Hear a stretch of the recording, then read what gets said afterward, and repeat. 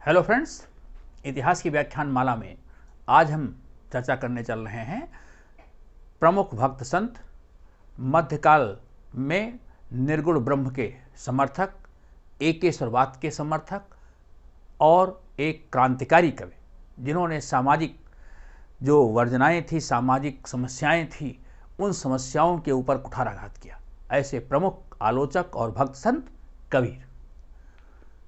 कबीर मध्य युग की वो महान विभूति हैं जिन्होंने समाज में जो व्याप्त बुराइयां थी उनके ऊपर बहुत तीक्ष्ण कटाक्ष किए और ये अपनी उसी आलोचनात्मक छवि की वजह से बहुत ही प्रसिद्ध भी हुए। उनका जन्म कहाँ हुआ, उनकी शिक्षाएं क्या थी, उनकी अन्य विशेषताओं के बारे में हम अपनी चर्चा में आगे आपसे विस्तार से वार्ता करेंगे। आइए सबसे पहले हम इनके जन्म के बारे में जान लें। कबीर के जन्म के बारे में मान्यता है कि इनका जन्म वाराणसी में हुआ था।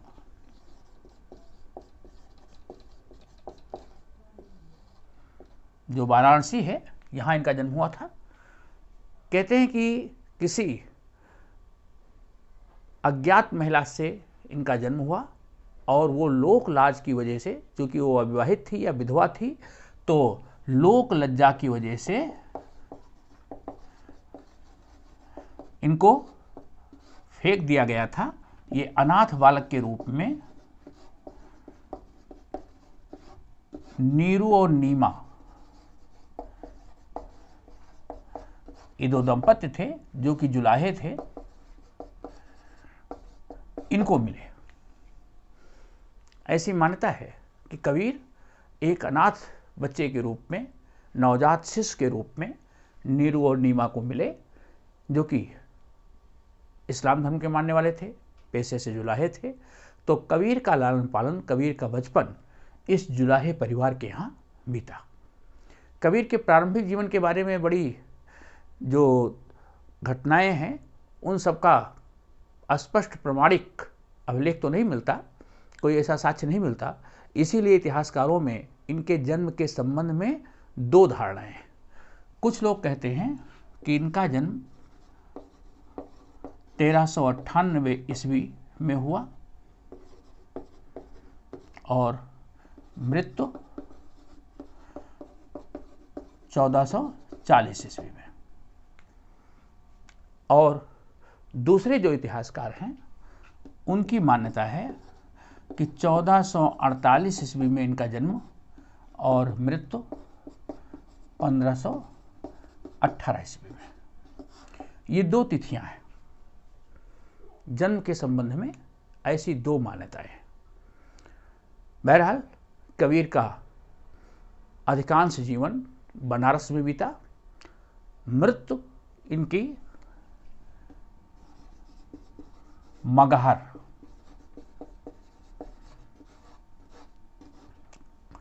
मृत्यु इनकी मगहर में हुई, जो उत्तर प्रदेश में कुशीनगर में है। तो कबीर एक ऐसे जुलाहे परिवार में पले बढ़े जहाँ की उनका मुख्य व्यवसाय कपड़ा बुनना था। तो पेशे से जुलाहे थे, लेकिन भक्तों के साथ, संतों के संगत में रहते हुए कबीर ने जो संसार का अनुभव किया, जो संतों की संगत में ज्ञान प्राप्त किया, उसको अपने शब्दों में कहते थे। इन्होंने संत जैसी अपनी जीवन शैली जी। यद्यपि गृहस्थ थे, पत्नी थी, बच्चे थे, लेकिन अपने जुलाहे का काम करते हुए संत जीवन इन्होंने जिया। और ऐसे उन संतों की संगत में रहते हुए इन्होंने जो कुछ अनुभव किया उसको गीत के माध्यम से, चौपाई के माध्यम से, जो इनके छंद हैं साखी शबद रमैनी, उस रूप में ये व्यक्त करते थे। कबीर ने अपने जीवन काल में कोई साहित्य नहीं लिखा। कबीर के स्वर्गावास के बाद इनके जो शिष्य थे, उन शिष्यों ने कबीर की रचनाओं को, कबीर की वाणी को अलग अलग पुस्तकों के रूप में संकलित किया। कबीर की जो रचनाएं हैं उत्तर प्रदेश में बीजक के रूप में मिलती हैं। राजस्थान में कबीर ग्रंथावली,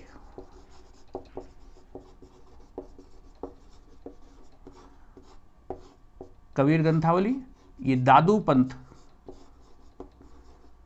के लोगों द्वारा संकलित की गई। और जो सिख धर्म है, सिख धर्म की पवित्र पुस्तक जो आदि ग्रंथ है या गुरु ग्रंथ है, आदि ग्रंथ, इसमें भी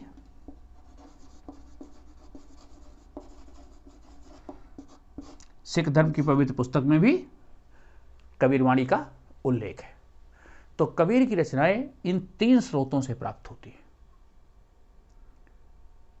जो बीजक है, बीजक के 11 भाग हैं।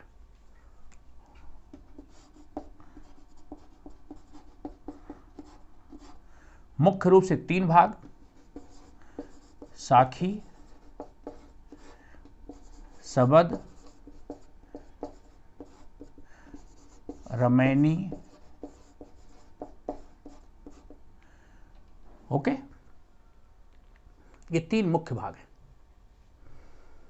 इसके अतिरिक्त और दूसरे हैं, जैसे विक्रम तीसी, ज्ञान चौतीसी, हिडोला, बेरुली, बेली, इस प्रकार से इसके कुल मिलाकर के 11 भाग हैं। कहार, चाचर, ये और दूसरे भाग हैं। जो रमैनी है, रमैनी इसका इंट्रोडक्शन है। रमैनी में 84 पद हैं और इन 84 पदों में 84 लाख योनियों से पार जाने के रास्ते के बारे में कबीर कहते हैं। ओके, इसी तरह जो सबद है, सबद में 115 चौपाई हैं। इसमें मनुष्य के खान पान के बारे में बताया गया है। तो रमैनी में सांसारिक मोह माया से कैसे पार हूं, सबद में मनुष्य के खान पान के बारे में बताया गया है, साखी दोहे के रूप में लिखा गया है और इसमें कबीर ने जीवन और संसार के बारे में अपने उपदेश दिए हैं। इसी तरह जो हिडोला है, कहार है, चाचर है, बेरुली है, बेली है, इनमें भी इसी प्रकार के प्रसंगों का वर्णन है। विक्रम तीसी और ज्ञान चौतीसी, ज्ञान चौतीसी मतलब 34 पद हैं, विक्रम तीसी में 30 पद हैं। इनमें कबीर ने संसार, ब्रह्म और जीवन के बारे में दोहे के छंद में, चौपाई के छंद में अपनी रचनाएं जो की थी, उनको इनके भक्त संतों ने, जो इनके अनुयायी थे, उन्होंने संकलित किया है। ओके, तो ये बात ध्यान में रहे कि कबीर ने अपने जीवन काल में कोई रचना लिखी नहीं, वो जो बोलते थे, जो कहते थे, उसको उनके भक्तों ने पुस्तक का आकार दिया और वो इन 3 रूपों में मिलता है। कबीर की जो भाषा है वो संत भाषा या सधुक्कड़ी भाषा, जिसमें विभिन्न भाषाओं के शब्द हैं। उसमें हिंदी के भी शब्द हैं, क्षेत्रीय भाषाओं के भी शब्द। कबीर की भाषा में विभिन्न भाषाओं के शब्द हैं, जिसमें कुछ क्षेत्रीय भाषाओं के, हिंदी के और उर्दू फारसी के शब्दों का भी प्रयोग किया गया है। ओके, तो इस तरह से कबीर की भाषा को हम पंचमेल खिचड़ी भाषा या सधुक्कड़ी भाषा के नाम से जानते हैं।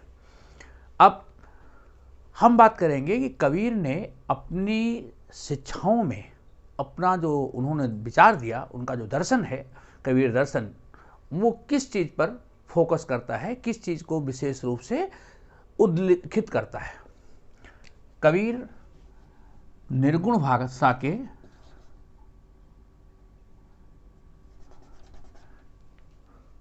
कबीर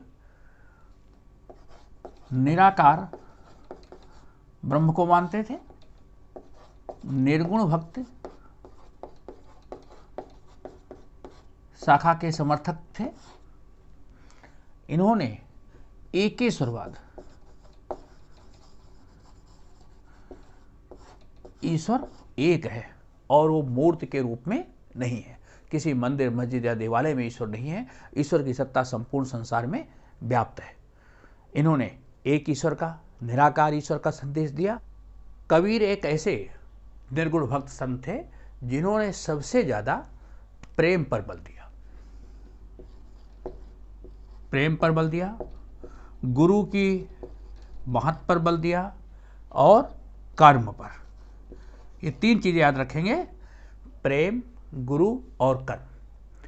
कबीर ने कहा, ढाई आखर प्रेम का पढ़े सो पंडित होए, पोथी पढ़े पढ़े जग मुआ, पंडित भया न कोय। कबीर कहते हैं कि शास्त्रों को पढ़ने से, बड़ी बड़ी धार्मिक पुस्तकों को पढ़ने से कोई पंडित नहीं होता, कोई ज्ञानी नहीं होता। वास्तव में ईश्वर की प्राप्ति उसे ही हो सकती है जिसने प्रेम को प्राप्त कर लिया हो, जिसका हृदय दयालुता से, उदारता से, करुणा से परिपूर्ण हो, वही ईश्वर की प्राप्ति कर सकता है। इसी तरह गुरु के महत्व पर उन्होंने विशेष जोर दिया। उन्होंने कहा, गुरु गोविंद दो खड़े काके लागों पाए, बलिहारी गुरु आपने गोविंद दियो बताए। गुरु को गोविंद से भी ऊपर महत्व दिया, मतलब गुरु की महत्ता ईश्वर से भी अधिक उन्होंने दी। इसी तरह कर्म के ऊपर उन्होंने बल दिया कि व्यक्ति का जो कुछ कर्म है उसी के ऊपर उसका विकास संभव है, उसी के ऊपर उसका मोक्ष, उसी का पुनर्जन्म संभव है। कर्म प्रधान था और कर्म करते हुए उन्होंने जुलाहे थे, कर्म करते हुए उन्होंने वैराग्य जीवन जिया, संत का जीवन जिया और समाज की जो विद्रूपताएं थी, समाज की जो विषमताएं थी, उस पर उन्होंने कटाक्ष किया, लगातार आलोचना करते रहे। इसलिए मैं कहता हूं कि कबीर एक ऐसे मध्ययुगीन क्रांतिकारी कवि थे जिन्होंने ऐसे विषयों पर लेखनी उठाई जिसको प्रायः लिखने से, बोलने से लोग कतराते थे। उन्होंने समाज में व्याप्त जो कर्मकांड थे, अंधविश्वास थे, उस समय के समाज में व्याप्त जो अंधविश्वास, कर्मकांड, विभिन्न सामाजिक कुरीतियां,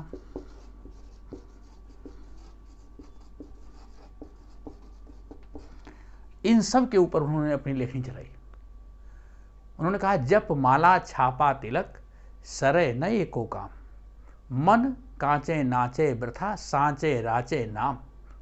उन्होंने कहा कि जप करने से, माला फेरने से, तिलक लगा लेने से, रंगीन वस्त्र पहन लेने से ईश्वर की प्राप्ति नहीं हो सकती।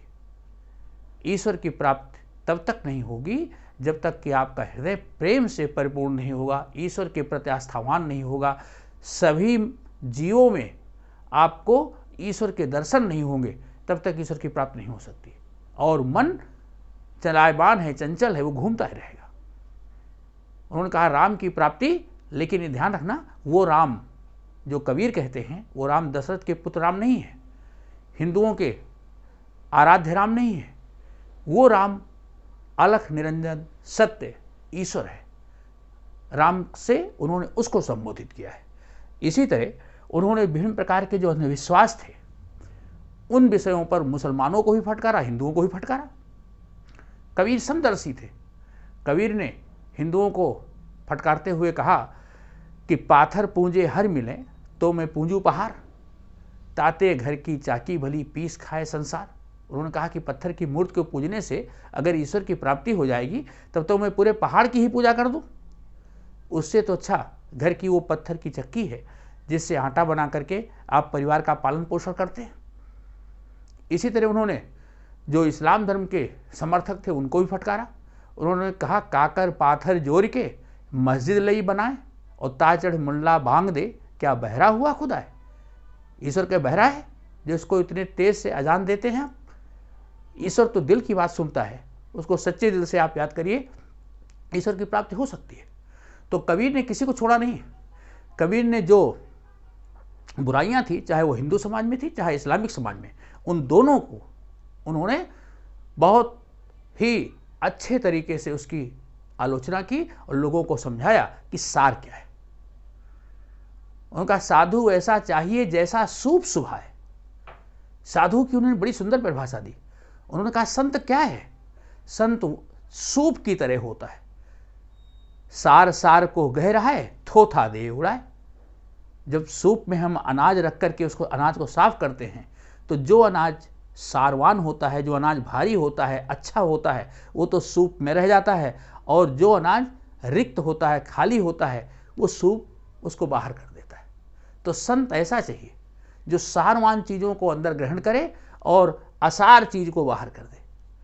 तो अपनी 2 लाइन की जो उनकी चौपाइयाँ थी, जो उनके शब्द थे, उन्होंने उसमें गागर में सागर भर दिया, समाज की इन सभी समस्याओं को उठाया।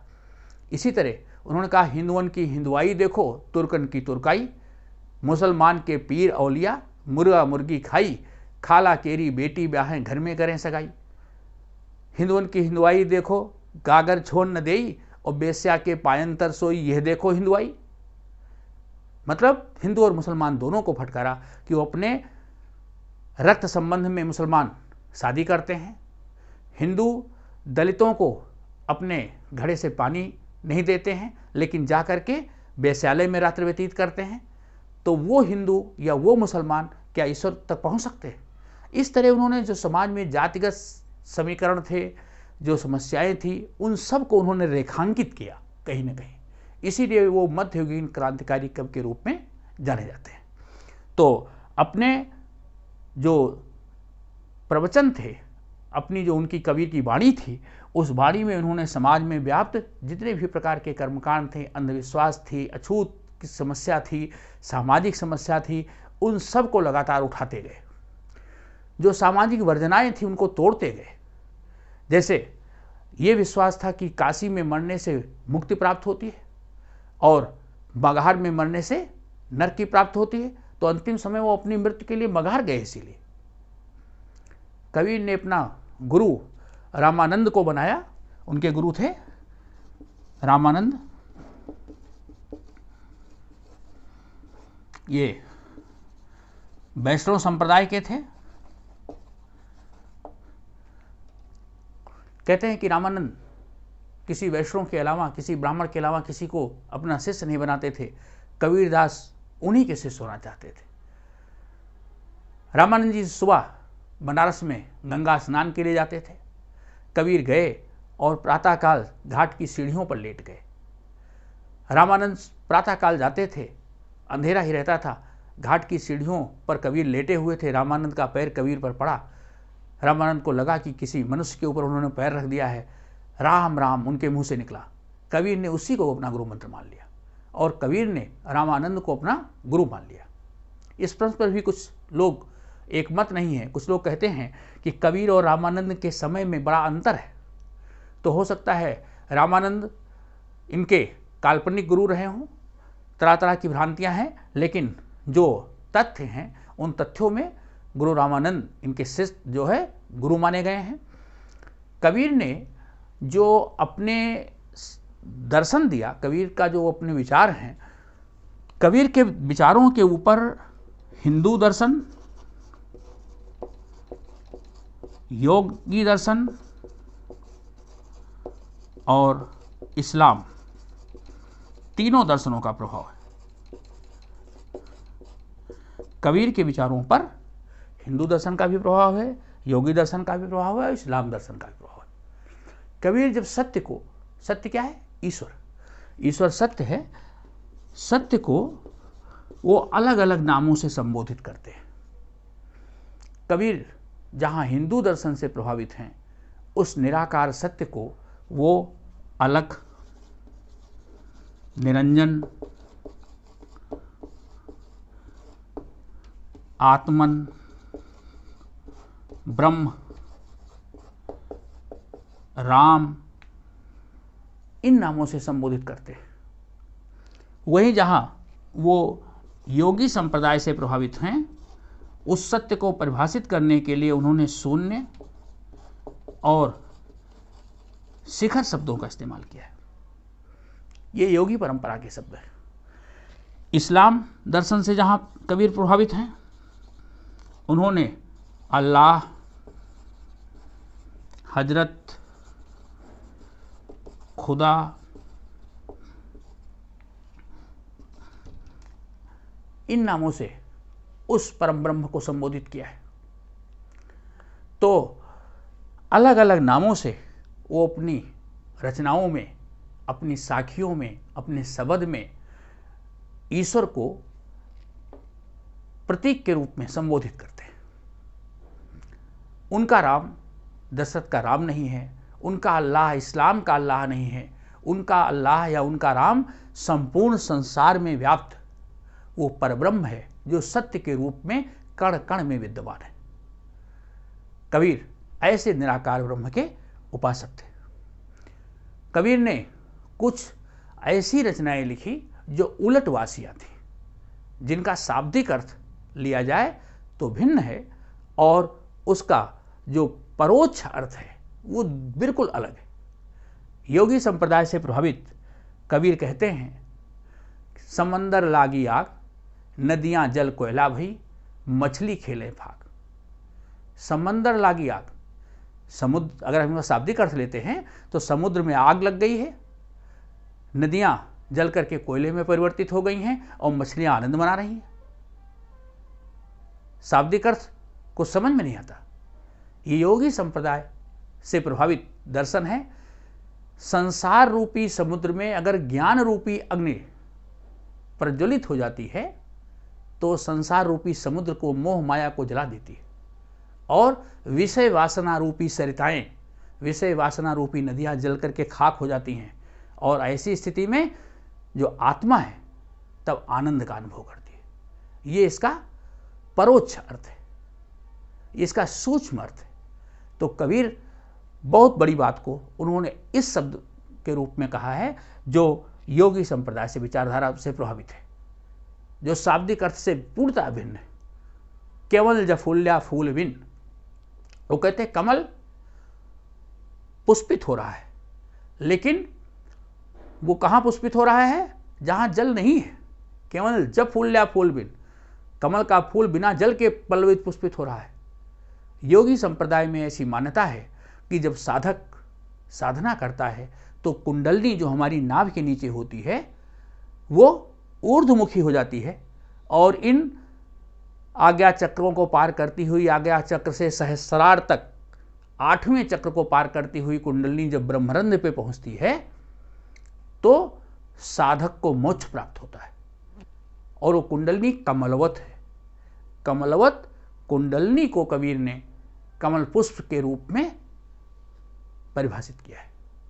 तो कबीर की रचनाएं इसीलिए रहस्यमयी, और ऐसी रचनाओं को ऐसा कहा गया है कि कबीर रहस्य में बातें करते हैं, कबीर जो प्रतीक के रूप में बातें करते हैं, कबीर की ऐसी रचनाएं उलटवासी की संज्ञा पाती हैं। ओके, कबीर जीवन काल भर घूम घूम करके लोगों को संदेश देते रहे। उन्होंने कभी किसी नए धर्म, नए संप्रदाय की स्थापना नहीं की। वो तो जो सत्य था उस सत्य को सत्य कहते रहे, लेकिन बड़ी संख्या में उनके अनुयायी बन गए और उनके विचार लोगों तक फैलते रहे। उनके मृत्यु के बाद उनके जो अनुयायी थे, अनुयायियों ने उनके विचारों को कबीर ग्रंथावली के रूप में, बीजक के रूप में, या उनकी कुछ रचनाएं जो गुरु ग्रंथ साहब है, सिखों का पवित्र ग्रंथ है, उसमें उनकी रचनाओं को स्थान दिया गया। तो इस प्रकार कबीर एक ऐसे कवि थे जो केवल मध्यकाल से ही संबंधित नहीं थे, वो आज भी उतने ही समकालिक हैं, उतने ही प्रमाणिक हैं जो पूर्व में थे। क्वेश्चन आपसे पूछा जाता है कि कबीर के विचार वर्तमान समय में कहाँ तक तर्क संगत है। आपसे प्रश्न पूछा जा सकता है कि क्या कबीर आज के समय में समकालिक हैं, उनके विचार आज के समय में समीचीन हैं? इसका उत्तर बिल्कुल सही है, समीचीन है। कबीर की रचनाओं को लिखते हुए आप लास्ट में अपना मूल्यांकन लिखेंगे कि कबीर के समय में जो सामाजिक अंधविश्वास थे, सामाजिक कुरीतियाँ थी, विभिन्न प्रकार के कर्मकांड थे, धर्म के नाम पर, संप्रदाय के नाम पर, जाति के नाम पर समाज में जो बुराइयां थी, वो कमोबेश आज भी समाज में है। इसलिए कबीर के विचार आज भी समीचीन हैं, आज भी वो लागू होते हैं। आवश्यकता है कबीर के विचारों से प्रेरणा लेकर के उन सभी सामाजिक कुरीतियों को हम दूर करें जिसके लिए ऐसे निराकार भक्त ने मध्यकाल में अपनी आवाज़ उठाई थी। तो ऐसे क्रांतिधर्मी कबीर जो चिरकालिक हैं, हमेशा सार्वभौमिक हैं, सार्वकालिक हैं, तो उनके विचारों से हम सभी प्रेरणा लें। मित्रों, आपको वीडियो कैसा लगा? आप अपनी प्रतिक्रिया भी देंगे, अपने मित्रों को भी शेयर करेंगे, चैनल को लाइक तथा सब्सक्राइब करें। मिलते हैं दूसरे भक्त संतों के साथ। Thank you.